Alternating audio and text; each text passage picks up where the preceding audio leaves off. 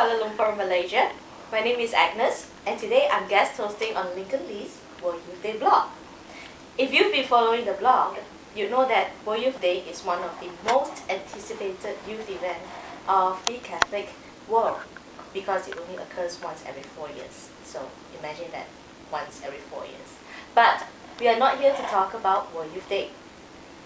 We are here to talk about Lincoln, who is one of the very many pilgrims who will be journeying to meet the great Vicar of Christ. So, Lincoln, Hi, Agnes. tell us more about yourself. I'm a 31-year-old Catholic living in Kuala Lumpur pretty much most of my life. What else do you want to know? And I know that you serve in one of the youth ministries in Kuala Lumpur. Yes, I am the coordinator for one of the single adults ministry called Choice. It's a ministry that predominantly runs a weekend retreat for single adults. Ah, that's nice. For this trip, what are your personal and spiritual aspirations? I'm actually not very sure what to expect. I'm looking forward to meeting 1 million over Catholics over in Madrid to attend Mass, the opening Mass and closing Mass by the Pope, and to participate in all the spiritual events that will be held throughout the whole week.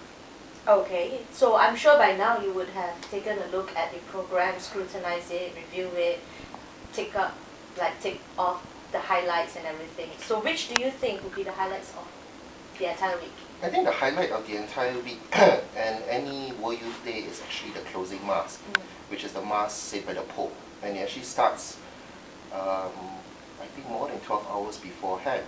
So the Mass will be held on Sunday morning, but the pilgrims will begin with a pilgrim's walk from the city center to the venue. And I understand this time is an 8-kilometer walk. And that will be in itself a spiritual walk, and then the whole night will be in vigil with the Pope. In addition to this, I think I'm looking forward to the other highlight is the various Blessed Sacrament adoration that will be held throughout the whole city. So it will be a very interesting thing to experience. Okay, so you'll be participating in the overnight walk leading up to the Mass? Yep. In fact, the walk won't be overnight. In fact, I understand the walk will be held in noon, in the hottest time of Madrid, and it's going to be a very hot and tiring walk. So you've got your sunscreen and everything on? Okay, looks like you're prepared for that. What is your travel schedule like for this trip? I'll be flying into London to have a weekend in London first, meet some of my friends. Then I'll be heading off to Madrid on Monday for the registration. Then I'll be spending a week in Madrid itself. Immediately after the closing Mass, I'll be taking a short trip over to two cities on the outskirts of Madrid. One is Avila and one is Segovia. So it'll be one night in Avila, one night in Segovia, then I'll head back to Madrid to catch my flight back to KL. Why did you choose those cities? Largely because of its proximity. Avila is the home city of St. Teresa of Avila, so it will be an extended pilgrimage that way. And Segovia is actually a UNESCO heritage site for its aqueducts, so it'll be very, very interesting to go and see at least some tourist stuff. Oh, is there like some kind of Turkish bath thing that goes on there or something? Actually, I'm not very sure. All I know is I've seen this picture of this structure of an aqueduct. Okay. Many people are actually traveling in groups or with their parishes. I know that was one of your blog entries, and yet you chose not to. Care to explain why and what else would you expect of a solo traveler like yourself? I guess initially I thought of joining a group, but I was advised by a friend that since I'm well traveled, I'm quite experienced, I should go alone, and the experience going alone will be very different. And one is that I would have the freedom of experiencing or choosing the events I want to go to, pretty much up to me to decide. So I have the freedom to move around. I think that's the main reason why I decided to go alone. So what do you think are the cons of traveling alone like this, on a pilgrimage like this? Traveling alone there is quite a number of risks involved, mainly because there's no one to watch your back. So you have to be always aware of your surroundings, safety, security, and things like that. It's easier to be a target for mugging or for pickpockets. Okay. But other than that, I don't think it's a major problem. Okay. Now here's the surprise. And earlier I had told Lincoln that there was a surprise. I had asked our friends, our mutual friends, and invite them to submit their questions. Oh my goodness! To you. Oh my goodness! And these are their burning questions. Are you ready? I would like to know which friends are this. Oh, these are really, really unexpected friends. You're going to blacklist them after this, Yeah, right? pretty much. Okay. Well, you do that after the show. First, what do you plan to do with the experience you have gained from World Youth Day? This question comes from Victoria. And it is closely mirrored by her husband, Alvin, who asked, after your experience in World Youth Day, how will you share your learning journey with the others back here in KL?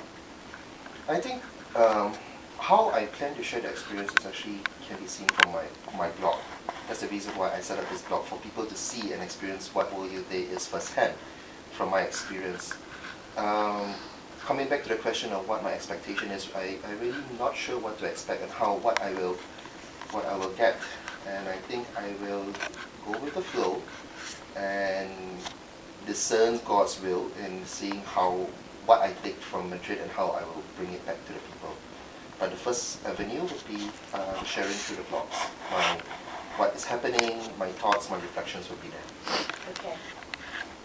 Will you be hosting like a verbal sharing with a few friends maybe? Like a debrief?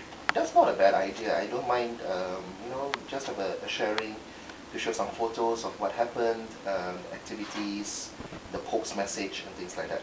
Okay, that sounds great. A question from Danisa. Do you think you will come back a changed man? If yes, how? If not, why? Wow, I do not know. I really do not know. This is my first World Youth Day. I do not know what, a lot of people write that they reported that that it was a life-changing experience. It was wonderfully touching. Personally, I do not know whether it will happen to me or not. And God touches people in different ways and in different times. So it may happen, it may not. Okay. And then your best friend, Shannon, submitted 3 questions. You are kidding me! I did say that it was your mutual friend and my mutual friend, but that's your best friend. He said that, in your opinion, would you be able to get close enough to the Pope to say, hi, and shake hands with him? It would probably be a dream come true for you. Well, I don't think I'll be able to get that close to the Pope.